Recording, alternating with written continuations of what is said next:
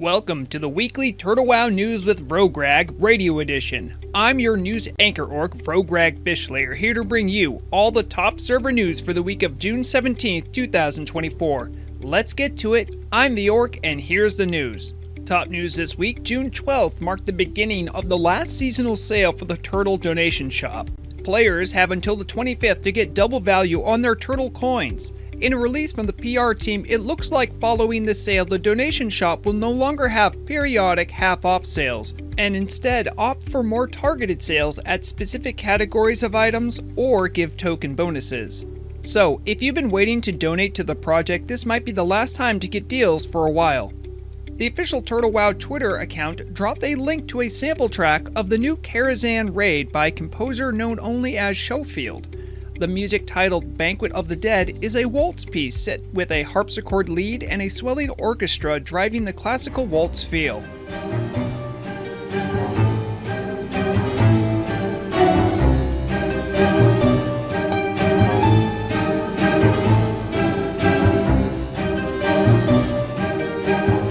Also of note is that the illustration used for the YouTube release is that of a ghostly man and woman dressed in black and white, with chess pieces looming in the background. This is a clear nod of a potential chess event boss-like event planned for Karazhan. In other top news, the teaser channel hosted more fuel for the 1.17.2 hype train that had a lot of people talking. The first came from Leanne of the narrative team, who posted a screenshot of the first boss to be found in the new Upper Karazhan raid, Keeper Gnarlmoon. The image is quite striking, as this keeper visually looks like a hybrid of a fellhound and a worgen, standing in what looks like the area once occupied by the Archivist in Blizzard's vision for the Burning Crusade version of Karazhan. It seems in Turtle Wow's version, the demonic corruption of Medivh's old home is much more evident and honestly more twisted thus far.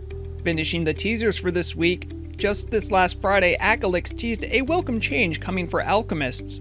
A screenshot from the development client revealed an alchemy profession menu with two often requested transmute, elemental water and elemental earth. Speculation remains about the reagents necessary to utilize those transmutations, but with any luck, these sorely needed materials will be more available for raiders needing frost and nature protection potions for certain raid encounters. If you want to catch any leaks or teasers, make sure to pay attention to the teaser channel in the main Discord and check the Turtle Wow official Twitter for more behind-the-scenes action. That is all we have for top news this week. Until next time, I've been Vrograg Fishlayer. Thank you for listening to Everlook Radio, and remember, the deadliest weapon is knowledge. Welcome to Market Watch Radio Edition for the week of June 17th, 2024. I'm your market analyst, Vrograg Fishlayer. All our data is gathered from numbers provided by WoWauctions.net. Make sure to use their website for all of your own market data research and investment due diligence. First to Tel Aviv. The Alliance S&P 200 trended flat this week, only losing 10 silver of value to finish at 5 gold 65. While markets for Eco and Enchanting saw single-digit percentage growth, one index saw considerable correction this week, mining. At the beginning of the week, mining was riding high, trading just over 2 gold, but finished this last week 1 gold, 5 silver. After reviewing all the data, it looks like the reason for the sudden drop was the lack of any dark iron bars available on the auction house for the end of the week, which messed up with the index valuation. As of now, it seems both the demand and supply for these items is reaching an all-time low, meaning miners might want to focus elsewhere on the Alliance side. Over on the Horde side of the Tel Aviv markets, the S&P 200 climbed from 5 gold 35 to 5 gold 62 and shows signs of further development. Despite the growth overall, the indexes for fishing, tailoring, and essence of elements stumbled some. Leading the growth for the Horde was the Enchanting Index, which jumped from 4 gold to 6.5 gold this week. Looking deeper in the Horde Enchanting market, a lot of things grew in value. Greater Eternal Essence gained 2 gold, large Radiant Shards jumped on Wednesday by 1.5 gold, small Radiant Shards nearly doubled their price, finishing the week at 7 gold 55, and the ever-in-demand large Brilliant Shards went from 4.7 gold to 5.5. Looks like there is growing demand and value to be found for Horde-side enchanters. Over on Northernar, the S&P 200 was a wild ride. First, it broke new ground and reached double digits on the 11th. peaking at 11 gold and 40 silver. This marks a new high watermark on the index. The last time it even briefly broke into double digits was briefly in early April. Despite the record-breaking numbers, the main index has fallen to below 9 gold, which is historically low for the index, with signs of further depreciation. Since the market is so big, no one index could alone sway the market, but skinny did have a similar pattern of boom and bust. It started the week just under 1 gold, then on the 11th grew 50%, then spent the rest of the week crashing to nearly exactly where it started. A massive buyout of unknown speculation between the 10th and 11th sent the price of certain skinning goods skyrocketing, like Scale of Onyxia up 300%, Primal Tiger Leather up 90%, Cured Heavy Hide up 50%, and Warbear Leather up a staggering 600%. In each case, after the speculation dried up, all the materials returned to their normal values before the week was out. The other big market story this week comes with a teased announcement of new transmutes being made available for the new patch for Elemental Earth and Water, both which are regularly in hot demand for raiders for protection potions, but are difficult to gather effectively. While no one knows for sure what the materials needed for the upcoming transmutation recipes will be, there is an existing transmute widely believed to be the blueprint for the new skills, Transmute Elemental Fire. That recipe needs 1 heart of fire to make 3 elemental fire, so the corresponding elemental materials, Core of Earth and Globe of Water, saw a buying frenzy on the 13th following the announcement. Core of Earth usually goes for about 5 silver, but jumped to 2 gold amid the buyout. Globe of Water normally hovers around 25 silver, but on the 15th averaged 2 gold apiece before returning to normal values. This remains a good lesson to pay attention to patch teasers and leaks, but be careful not to get wrapped up in wild speculation, because the team might very well throw the server a curveball and all those cores and globes could be worthless once again. That's all the time we have for this week's Radio Market Watch. I hope you found some of the information here useful. Make sure to use wowauctions.net for all of your own market research. Remember to keep an eye on your coin, otherwise someone else will for you. Back to your regularly scheduled program.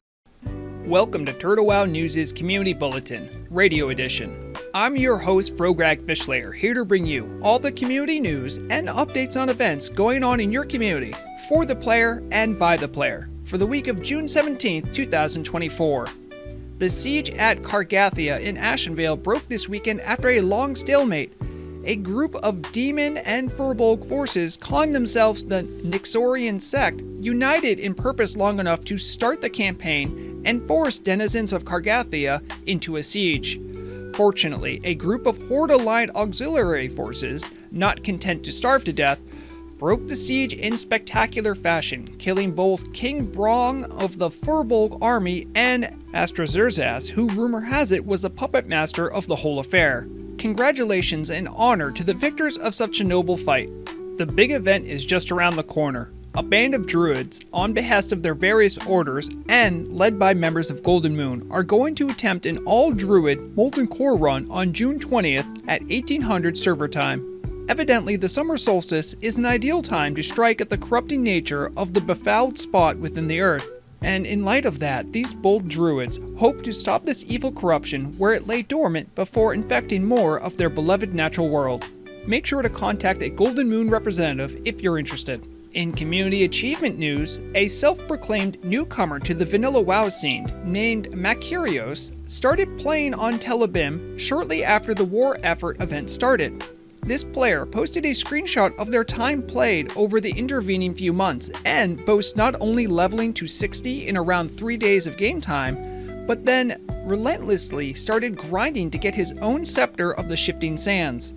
With word coming from server dignitaries that the gong is nearly ready to be rung, this hunter is a shining example of hard work and dedication. My personal congratulations to him, and my own wishes of good luck as the gate opening event starts in earnest soon. In some lighthearted news, the Turtle Wow official Twitter account posted a parody song in response to the weekly Discord spam they get every week when the servers have to go down for weekly maintenance. The AI-generated blues track is a variation of one of the most frequently spammed copy-paste messages that fill up the general channel. Does this mean they want us to spam more? Maybe use a different copy-paste, or create our own music to express our longing to play Turtle WoW uninterrupted? It is hard to say for now, but make sure to check out the Twitter thread for the fun parody song and also some other interesting creations. Make sure to check out the main Turtle WoW Discord event channel to see what's going on around you, whether it's events, pugs, or just general fun.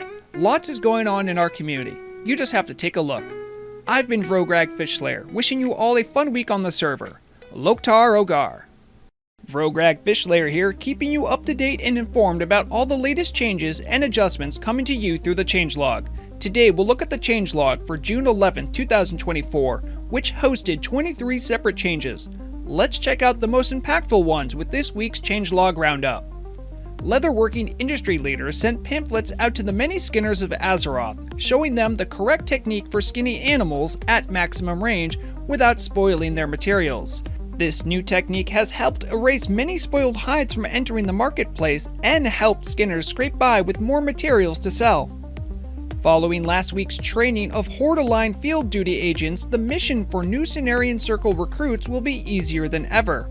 Meanwhile, the Alliance field duty missions turned out to be getting messages intercepted by the various cultists in the land, but since the SI-7 have rooted them out, field duty operations for new recruits should start working for the first time in a long time. Representatives from the Bronze Dragonflight looked into a puzzling matter regarding an odd delay between a dual-wielding character's main hand and offhand attack of 200 milliseconds. After some rites and rituals were uttered, this curse from the Infinite Dragonflight was purged and the melee damage should arrive on time once more. Hagen the Unclean, a clever if not insane arcanist working for Kel'Thuzad, started getting the idea to thwart raiders by simply teleporting the main tank into his Hall of Hazardous Abominations. However, equally clever paladins from the Argent Dawn started handing out blessings to counteract this teleporting maneuver for main tanks, and now Hagen has stopped his antics, as well as isolated incidents of similar fates for tanks involving Meixna and her web wrap. And finally, word has arrived that the Scarlet Crusade is starting to run out of smiths for their weapons. The rare elite Scarlet Smith found in the aptly named Scarlet Enclave was being targeted by treasure seekers and Argent Dawn extremists to the point where now at best, this person can be seen every 7 hours, not every few minutes. That completes the changelog roundup for last week. This week's changelog may be out soon, so make sure to check it out so you can keep on top of all the latest adjustments coming to Turtle WoW. I've been Vrograg Fishslayer with Everlook Radio, reminding you all to stay informed because the deadliest weapon is knowledge.